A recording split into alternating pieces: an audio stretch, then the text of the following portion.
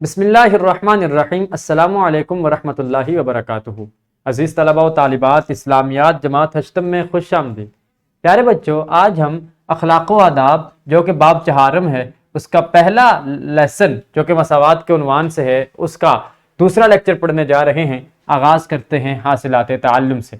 اسوہ نبوی علی صاحبہ الصلاۃ والسلام، سیرت اہل بیت اطہار اور صحابہ کرام رضی اللہ تعالی عنہم سے مساوات کی مثالوں کو جانیں، مختلف شعبہ زندگی میں مساوات اور عدم مساوات کی صورتیں سمجھیں، ریاست مدینہ میں مساوات قائم کرنے کے لیے کیے گئے اقدامات کا جائزہ لے کر اپنے لیے عملی نکات واضح کریں، انفرادی اور اجتماعی زندگی میں مساوات کے اثرات سمجھ کر اپنی عملی زندگی میں اس پر عمل کر سکیں۔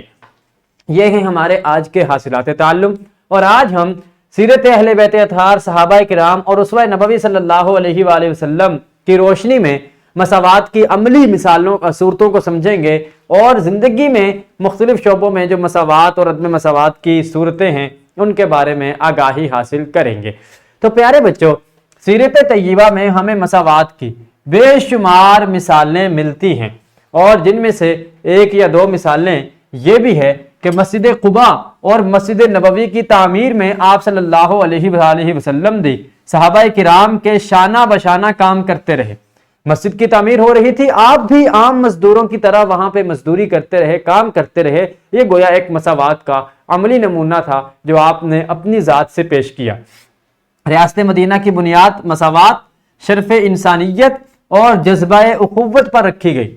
ریاست مدینہ جو قائم کی گئی تھی اس میں یہ تین بنیادی عناصر تھے، ایک مساوات کا، ایک انسانیت کی تکریم اور عزت کا، اور تیسرا اخوت کا رشتہ، جس کے تحت تمام مسلمانوں کو ایک دوسرے کا بھائی بھائی قرار دے دیا گیا۔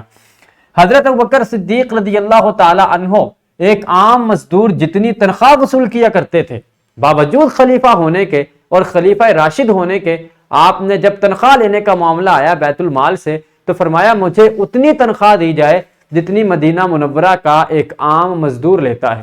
عرض کی گئی جناب اس میں گزارا نہیں ہو سکے گا۔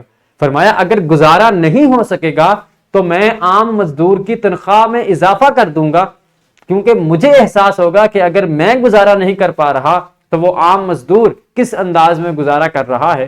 تو یہ تھا وہ آپ کا کردار جو خلفائے راشدین کا تھا، اور یہ مساوات کی ایک ایسی صورت ہے کہ تاریخ جس کی مثال پیش کرنے سے قاصر نظر آتی ہے۔ قانون سے کسی کو استثناء حاصل نہیں، ایسا سمجھنے والا عدم مساوات کی راہیں ہموار کرتا ہے۔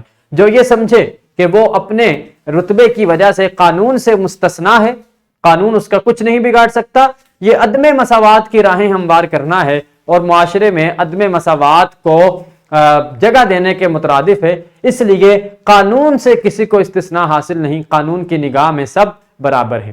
پیارے بچوں، یہ تھیں چند بنیادی باتیں جو آپ کے گوش گزار کی گئیں۔ آئیے اب ہم کتاب کی جانب بڑھتے ہیں، اور کتاب سے مساوات اور نبی کریم صلی اللہ علیہ وآلہ وسلم کا طرز عمل، ریاست مدینہ میں قیام مساوات کے اقدامات، اور مساوات اور صحابہ کرام اور اہل بیت اطہار کے طرز عمل کے بارے میں کتاب کے ان اقتباسات سے آگاہی حاصل کرتے ہیں۔